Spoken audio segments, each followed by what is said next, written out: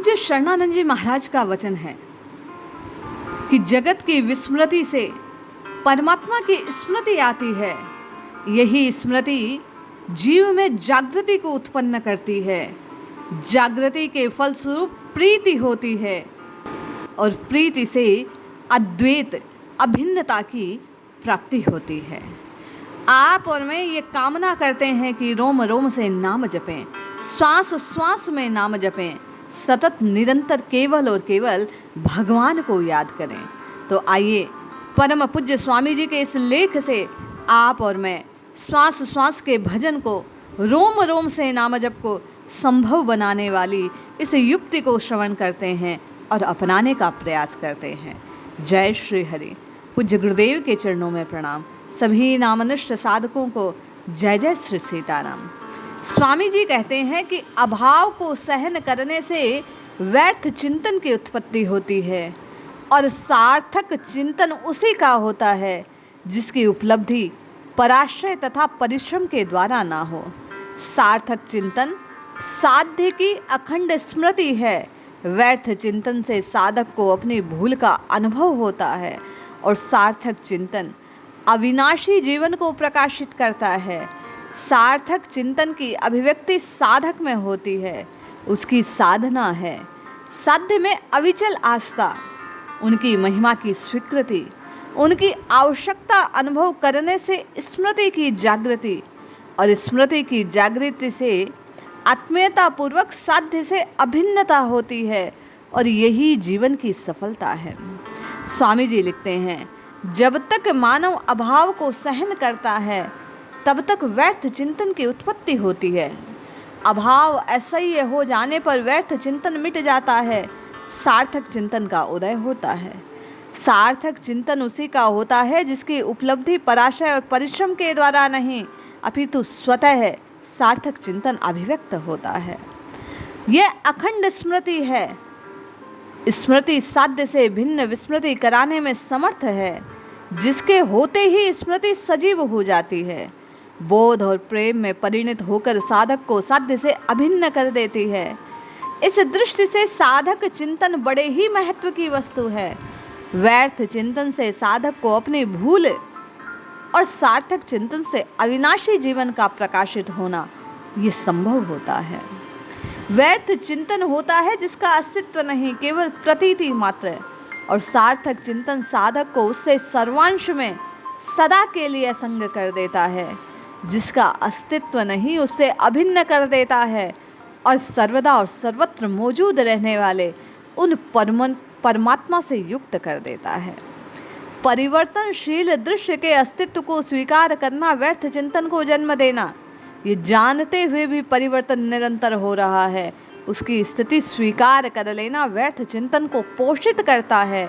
और व्यर्थ चिंतन सदैव उसी का होता है जिसकी प्रतीति भले ही हो पर जो ना अभी है ना स्थितिमान है, जिसकी स्वतंत्र सत्ता नहीं, उसी की प्रतीति, उसी का आकर्षण और उसी में हमारी आपकी प्रवृत्ति है।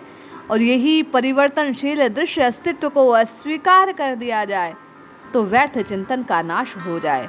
जो सदैव सर्वत्र सभी का अपना है उसे स्वीकार कर लिया जाए तो अपने आप सार्थक चिंतन की अभिव्यक्ति होती है। जैसा पूर्व भी संतों ने कहा कि दो बातन को भूलना जो चाहे कल्याण, नारायण के मोत को दूजे श्री भगवान। ये व्यर्थ चिंतन इस जगत का है जो मृत्यु के रूप में परिणत हो जाता है, और सकाम और सफल सार्थक चिंतन भगवान हैं जिनकी प्राप्ति अवश्य होती है। संसार छूटेगा ये निश्चित है और प्रभु मिलेंगे इसकी भी गारंटी है। पूज्य स्वामी जी कहते हैं कि जो अपने आप सार्थक चिंतन की अभिव्यक्ति होती है वह व्यर्थ चिंतन को खा जाती है, स्वयं को परमात्मा से अभिन्न बना देती है, जिसका स्वतंत्र अस्तित्व है। वैधानिक प्रवृत्तियों में राग से रहित कर मानव को सहज स्वाभाविक निवृत्ति द्वारा विद्यमान तत्व से अभिन्न करने में समर्थ हैं। जैसे ही आप और मैं संतों की बात मानकर कि राम नाम ही सत्य है, संसार मिथ्या है, राम राम राम मन या बेमन कैसे भी जपना आरंभ करते हैं, धीरे धीरे नाम की रटना आपको और मुझे प्रभु में प्रेम प्रदान करता है। प्रेम से सतत स्मृति बनी रहती है, स्मृति से जागृति और जागृति से प्राप्ति होती है। स्वामी जी कहते हैं, प्रवृत्ति की सार्थकता दूसरों के अधिकारों की रक्षा में सहज निवृत्ति में संपादित होती है। प्रवृत्तियों के द्वारा साधक को अपने लिए कुछ भी प्राप्य नहीं। इस वास्तविकता को अपनाकर जब साधक स्वाधीनता और विश्राम का संपादन कर लेता है, तब अपने आप सार्थक चिंतन की अभिव्यक्ति होती है। वास्तविक जीवन की प्राप्ति हेतु में है और सार्थक चिंतन की अभिव्यक्ति साधक में है, मन में नहीं। इसीलिए बार बार संत महात्मा कहते हैं कि मन की परवाह छोड़ो, बस जिह्वा से नाम रटो और चमत्कार देखो। सार्थक चिंतन साध्य की अगाध प्रियता को पोषित करता है। ये सभी को मान्य है कि प्रियता जिसके प्रति होती है उससे दूरी, भेद और अभिन्नता नहीं रहने देती।